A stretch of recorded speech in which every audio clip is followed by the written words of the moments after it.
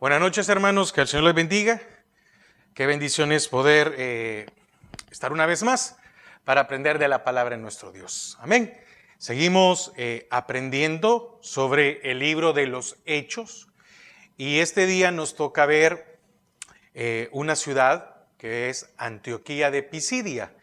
Y aquí vamos a ver lo interesante, porque el Señor manda al apóstol Pablo, en este momento Pablo o Saulo, Pablo y Bernabé,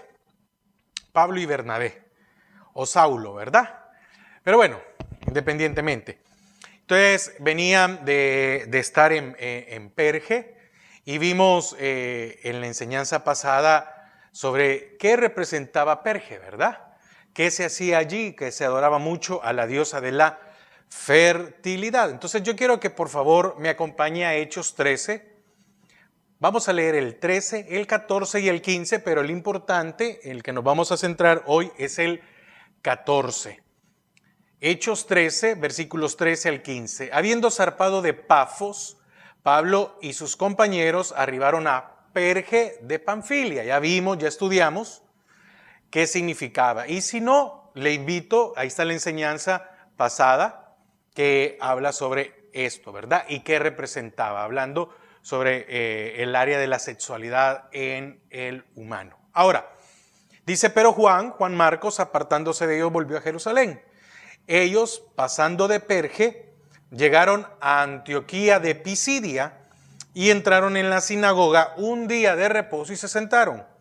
Y después de la lectura de la ley y de los profetas, los principales de la sinagoga mandaron a decirles: varones hermanos, si tenéis alguna palabra de exhortación para el pueblo, hablad. Amén. Padre, te damos gracias a esta hora porque nos permites una vez más poder aprender de tu palabra. Atamos y sujetamos todo estorbo. En el nombre de Jesús, amén y amén. Entonces ellos, pasando de Perge, llegaron a Antioquía de Pisidia y entraron en la sinagoga un día de reposo y se sentaron. Ahora, vamos a centrarnos para geográficamente. Antioquía de Pisidia era la ciudad principal en el sur de Galacia. Entonces,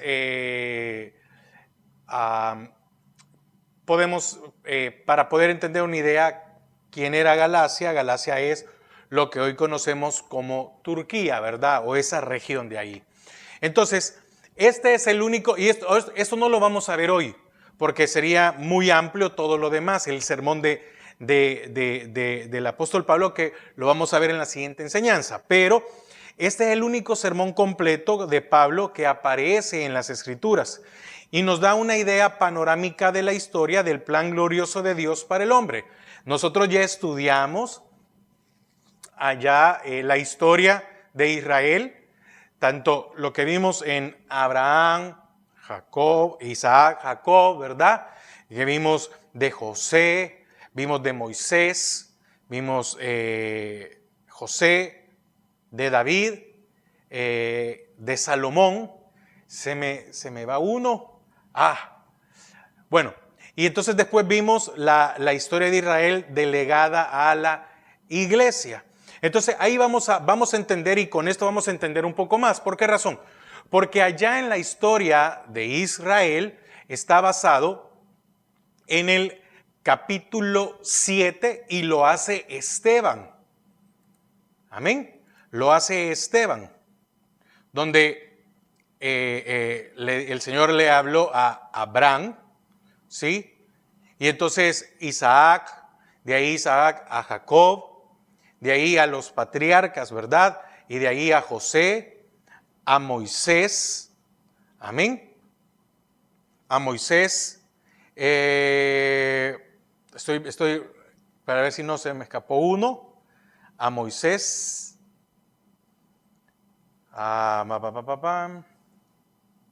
Estoy leyendo rápidamente todos los versículos para. Amén. Sí. A Moisés, a David, a Moisés, Josué, David y Salomón. Ahí está. Entonces, Entonces es del plan glorioso, pero ahora vamos a ver el plan glorioso de Dios para el hombre de este sermón que da Pablo. Ahora, fíjese que los versículos del 14 al 16 hablan de cuando Pablo y Bernabé llegan a Antioquía de Pisidia.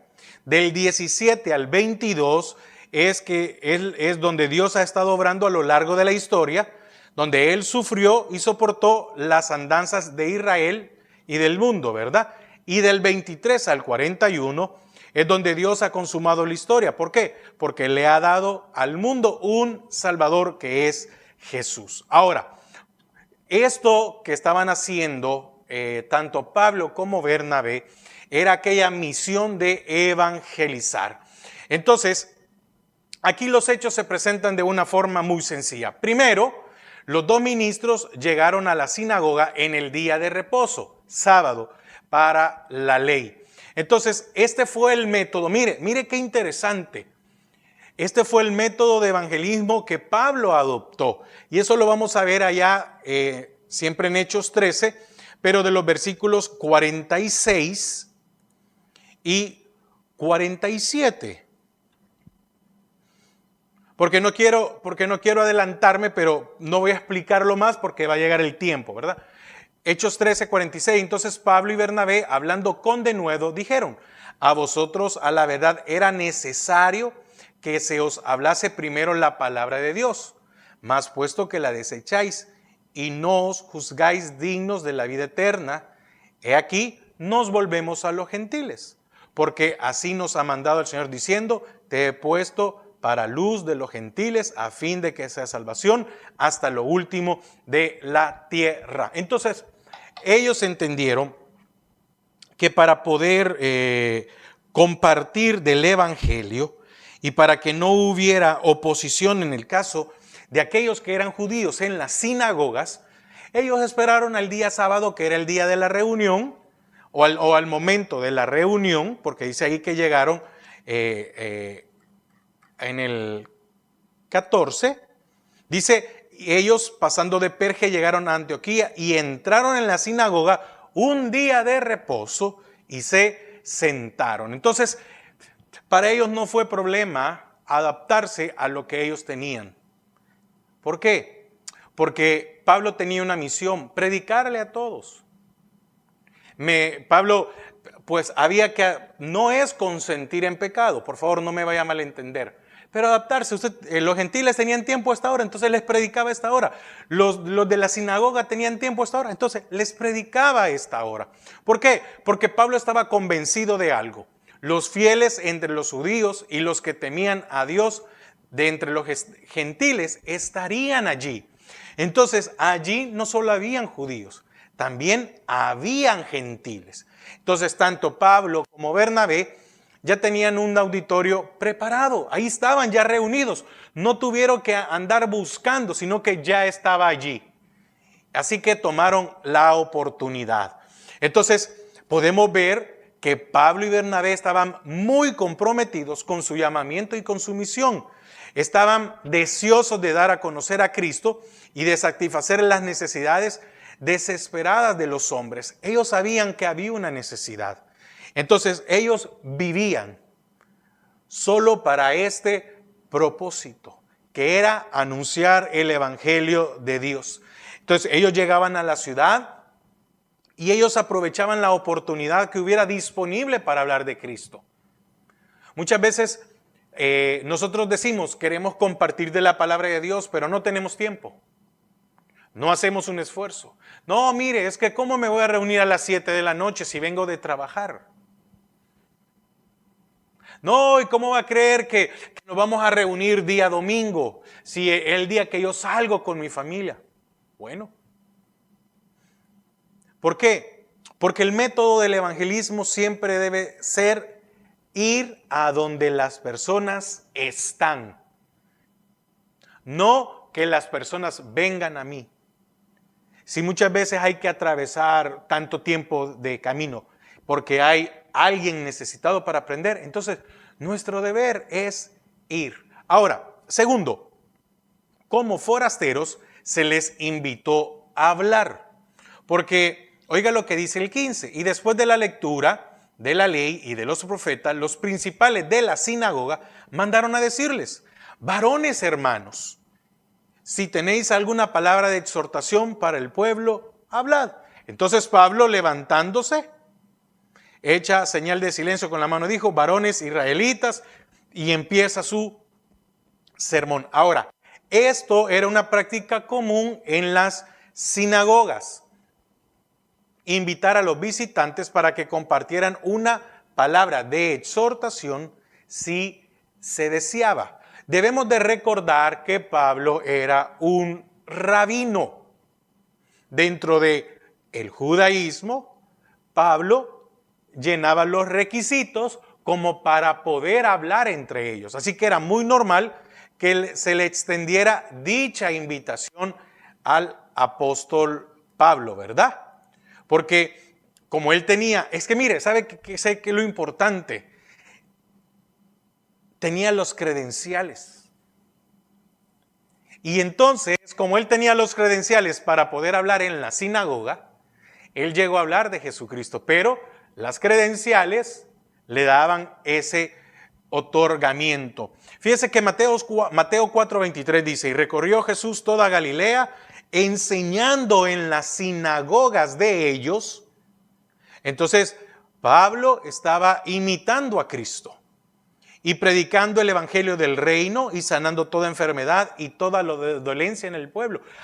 Entonces Pablo no fue el primero que habló en las sinagogas, sino el Señor. Tercero, Pablo tomó la delantera y se dirigió a los judíos y a los gentiles temerosos de Dios. En estas sinagogas, como era fuera de Israel, habían gentiles, abundaban gentiles. Entonces, las personas que estaban sentadas frente a Pablo eran judíos que eran fieles a sus escrituras del Antiguo Testamento.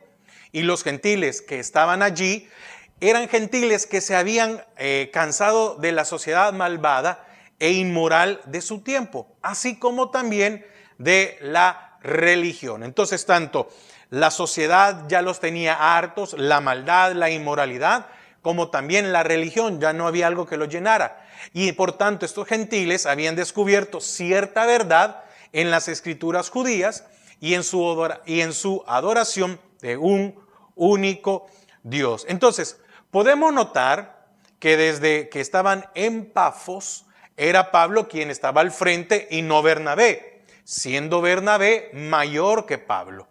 Y fíjese que él seguiría siendo el líder, Pablo, el apóstol a los gentiles. Ahora, debemos de pensar un momento en el carácter de Bernabé, porque la fuerza y la humildad de su amor y confianza en el Señor.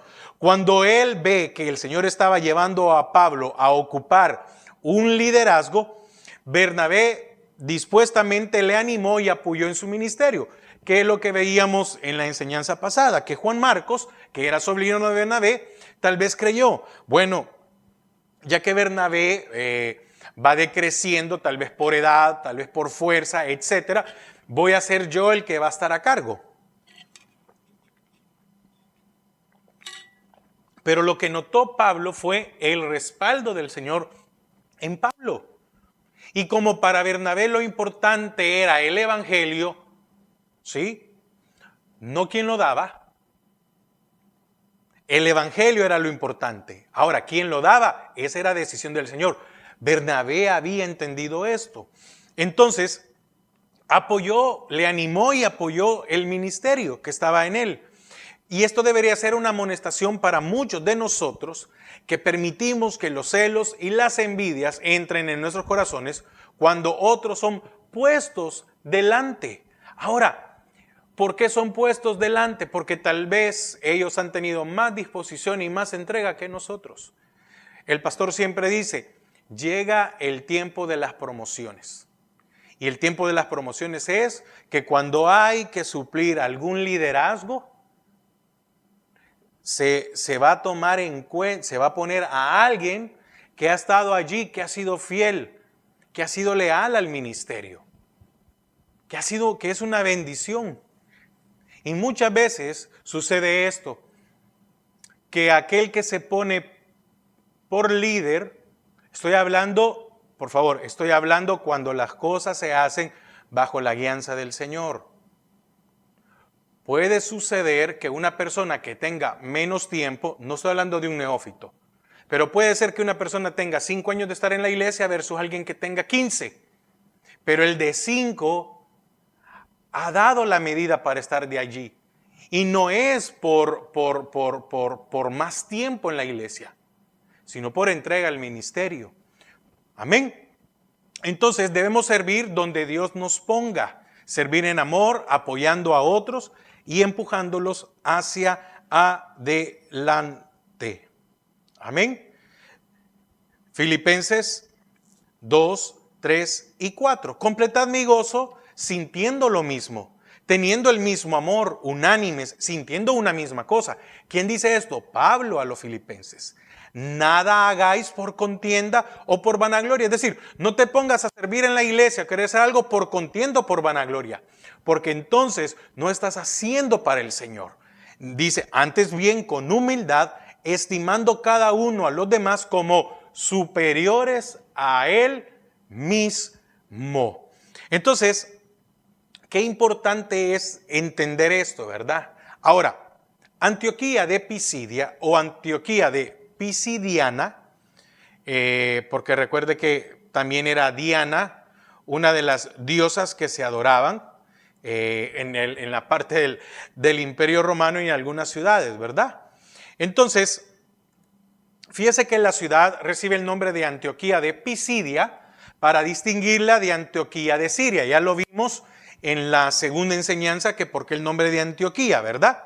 Porque Seleuco Nicator, que esta ciudad también fue fundada en Asia Menor por el fundador del imperio Seleucida en el año 300 a.C.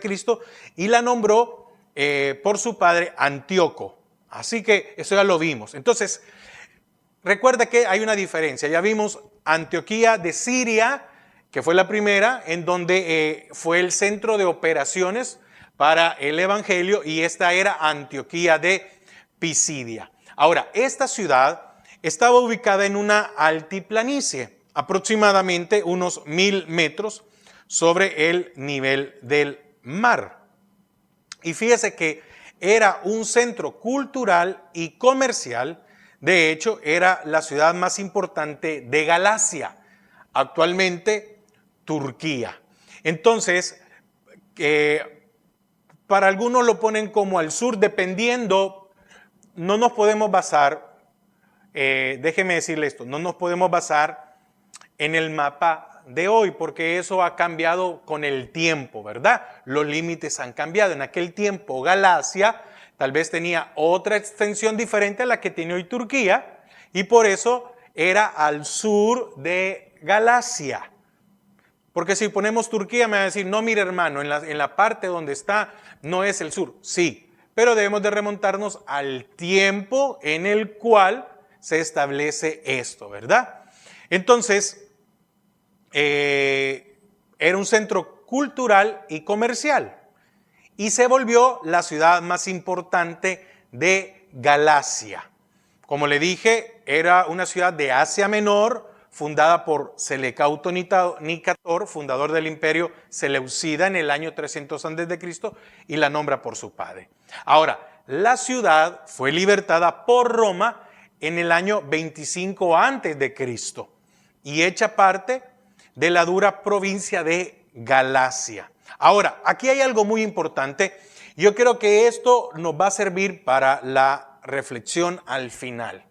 La ciudad fue convertida por Roma en el centro militar del distrito para controlar las tribus bárbaras de nativos que le rodeaban. Para poder entender un poco mejor por qué aquí, en Antioquía de Pisidia, fue estratégico tanto para el comercio, para la cultura, pero también como un centro militar de Roma. Estamos hablando del imperio.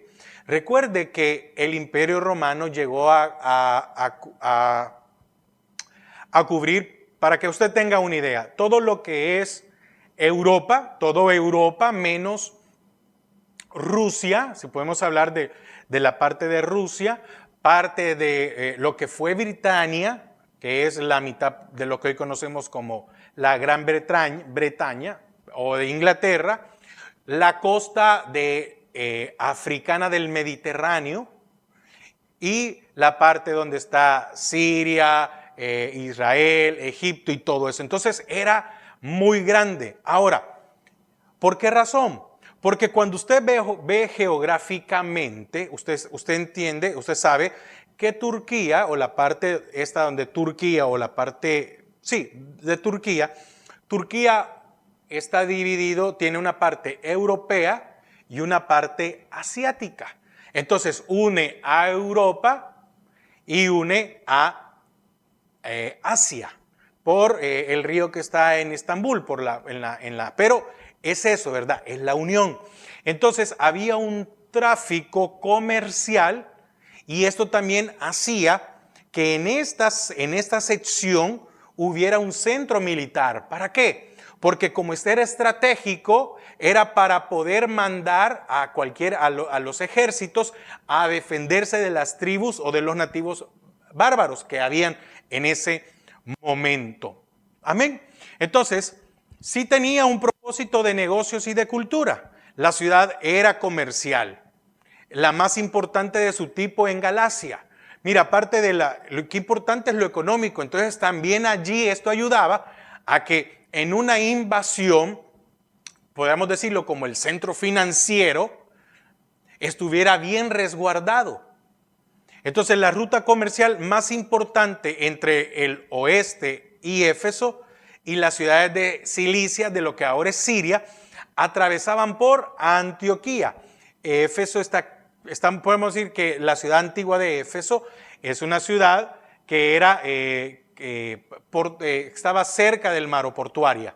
Y entonces por ahí entraban los barcos y para llegar a Siria tenían que pasar por Antioquía. Entonces estaba todo ese proceso, ¿verdad? Entonces era la ruta comercial más importante, porque me imagino que cuando usted ve en el mapa, ve cómo de un lado entra y cómo puede abastecer toda esa parte adentro, toda la gente que vivía. Entonces era muy importante, ¿verdad? Entonces muchos llegaban allí como decir, a medio camino, para no llegar hasta un lado y que el que necesitaba no fuera hasta la costa y el de la costa no llegara hasta allá. Entonces era como un punto intermedio.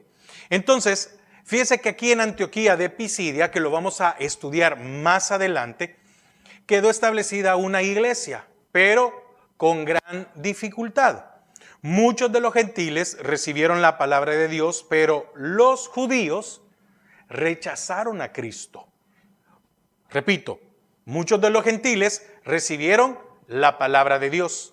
Los judíos rechazaron a Cristo, seguían rechazándolo.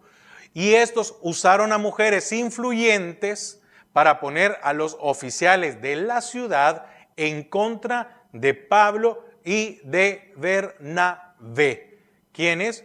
Judíos, usando a mujeres influyentes para que hicieran un alto o que fueran un estorbo para predicar el evangelio.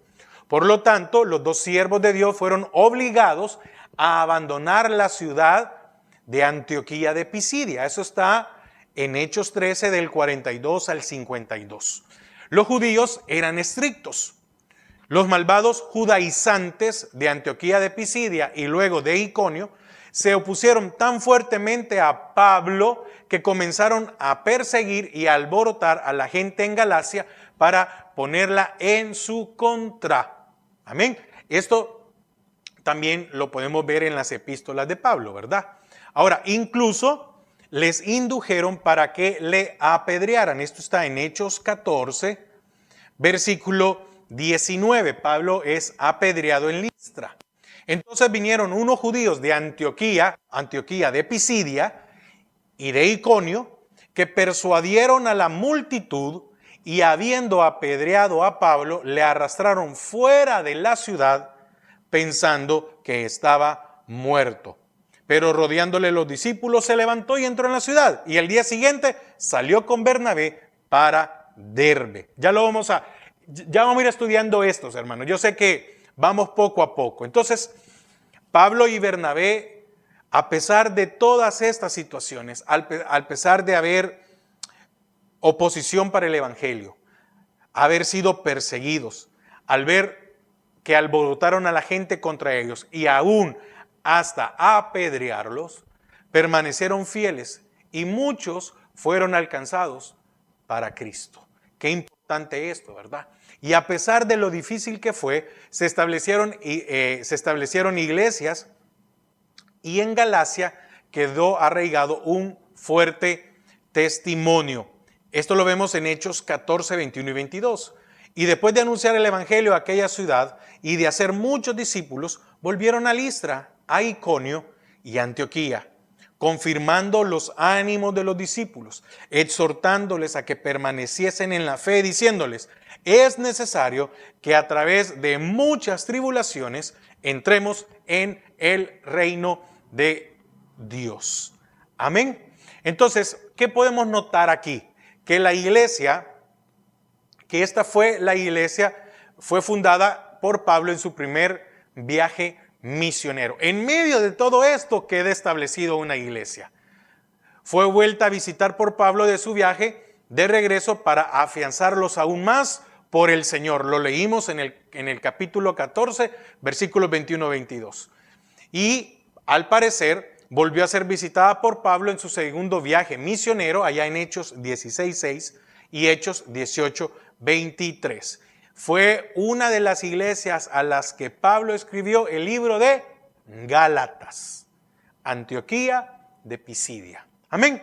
Ahora, y aquí quiero poner muy importante, ¿a qué se enfrentaron? ¿Con qué se enfrentó Pablo y Bernabé en Antioquía de Pisidia? Se enfrentaron con violencia. Hermanos, vemos que los persiguieron, alborotaron a la gente. ¿Qué es alborotar? Ponerle en contra de que lo golpearan. ¿De qué era este lugar, Antioquía de Pisidia? Era un centro militar de Roma. Y Roma se caracterizó por ser un imperio cruel. Digamos, de todos fue el más cruel. Entonces, este lugar, este distrito militar, se encargaba de controlar a todos aquellos que quisieran ir en contra del imperio. ¿Y cómo lo hacían? Por medio de la violencia. Es cierto, era el centro económico y era un centro de cultura. Pero ¿qué había aquí? Violencia. Entonces, en este lugar imperaba la violencia. Ahora, la palabra del Señor enseña que este es un problema del alma, de la cual debe ser redimido. Hermanos, ¿quién de nosotros no ha practicado alguna vez la violencia?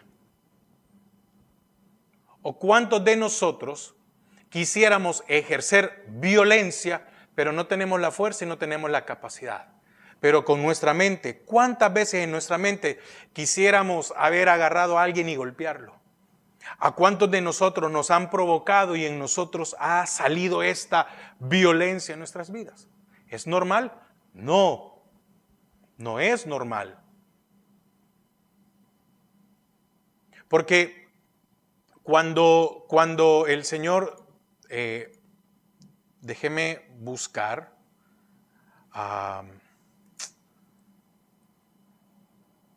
cuando somos atacados, deme un segundo.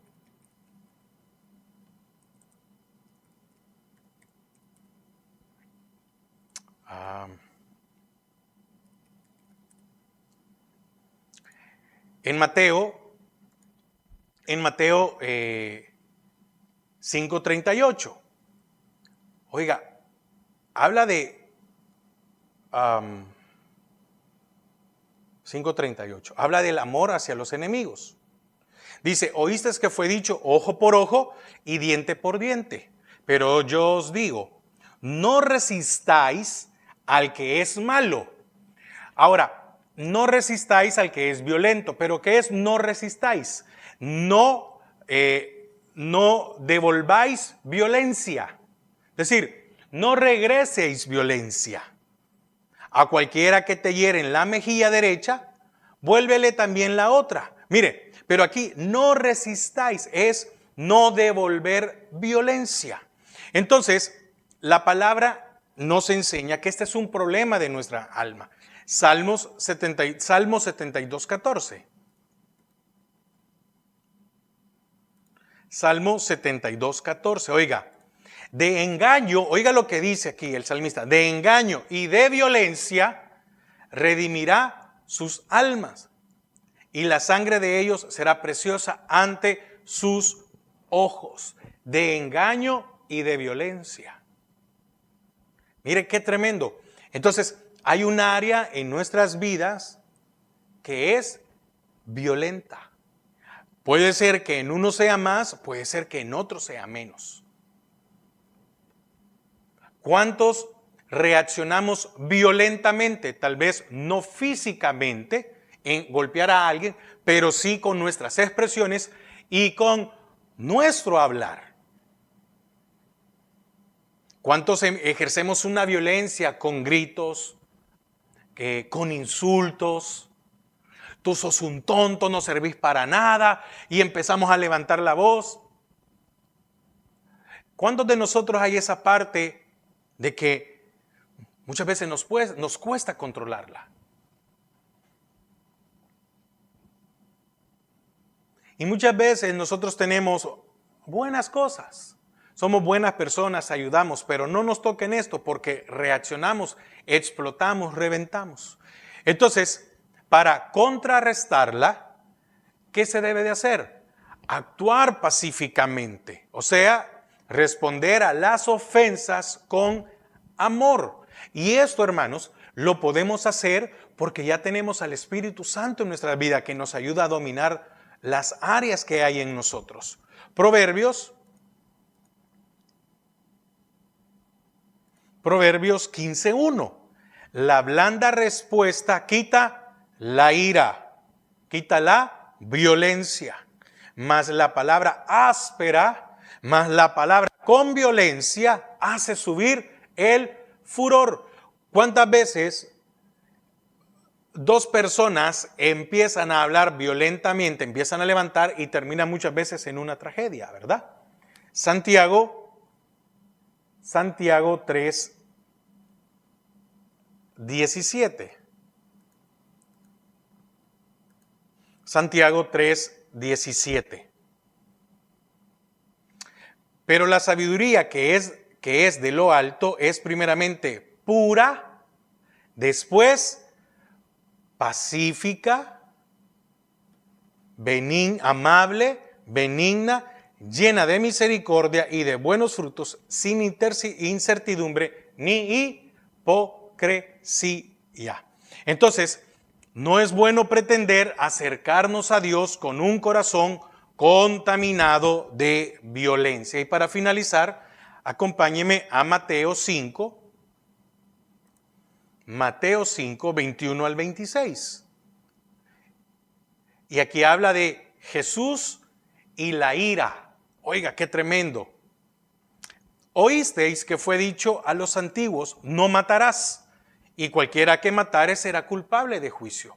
Pero yo os digo que cualquiera que se enoje contra su hermano será culpable de juicio, y cualquiera que diga necio a su hermano será culpable ante el concilio, y cualquiera que diga fatuo quedará expuesto al infierno de fuego. Ahora, mire, aquí no está hablando de una acción primeramente, sino que, pero yo digo que cualquiera que se enoje, me enojé contra su hermano, me enojé, y cualquiera que diga necio, y cualquiera que le diga, mire, estamos primero en hablar. Fatuo. Dice, quedará expuesto al infierno de fuego. Oiga, versículo 23 al 26. Por tanto, si traes tu ofrenda al altar y allí te acuerdas de que tu hermano tiene algo contra ti, deja allí tu ofrenda delante del altar y anda. Reconcíliate primero con tu hermano y entonces ven y presenta tu ofrenda. Ponte de acuerdo con tu adversario pronto, entre tanto que estás con él en el camino, no sea que el adversario te entregue al juez y el juez al alguacil y seas echado en la cárcel. De cierto te digo que no saldrás de allí hasta que pagues el último cuadrante. Entonces, ¿de qué debemos nosotros de procurar? De eliminar toda aquella violencia que hay en nosotros. La violencia aparta el evangelio. No puede haber violencia en nuestras vidas. ¿Cómo es que nos vamos, hermanos, cómo nos vamos a reunir como iglesia si tenemos algo en contra de nuestro hermano? ¿Usted cree que el Señor va a recibir? Después que ejercimos violencia sobre alguien, después que ofendimos a alguien, después que a alguno de nuestra casa le dimos que es un tonto, que no sirve, y muchas veces hasta se nos salen malas palabras y ofender. Entonces, ¿qué dice el Señor? Que pongámonos a cuentas con Él. Y entonces podemos confiar de que nuestra ofrenda será bien recibida. Porque primero Dios lo ve a usted y después ve la ofrenda. Y si no, ve allá a Caín y Abel. Dice que primero vio a Caín y su ofrenda, a Abel y su ofrenda. Ese es el orden del Señor. Primero, nuestro corazón y después la ofrenda. Entonces, ahora, para finalizar, qué tremendo el hecho de que había violencia y Pablo no se retractó. Hermanos, se puede levantar violencia contra nosotros, aún en nuestra propia casa, y nuestro deber es actuar todo lo contrario. Es no reaccionar con violencia. Resistid al malo, resistid al injusto, resistid al impío. La palabra blanda aplaca la ira. Amén. Padre, te damos gracias porque nos has permitido una vez más poder compartir y aprender de tu palabra. Ayúdanos. Necesitamos entender y aprender más de ti. En el nombre de Jesús, amén y amén. Hermanos, que el Señor les bendiga y que pasen una feliz noche.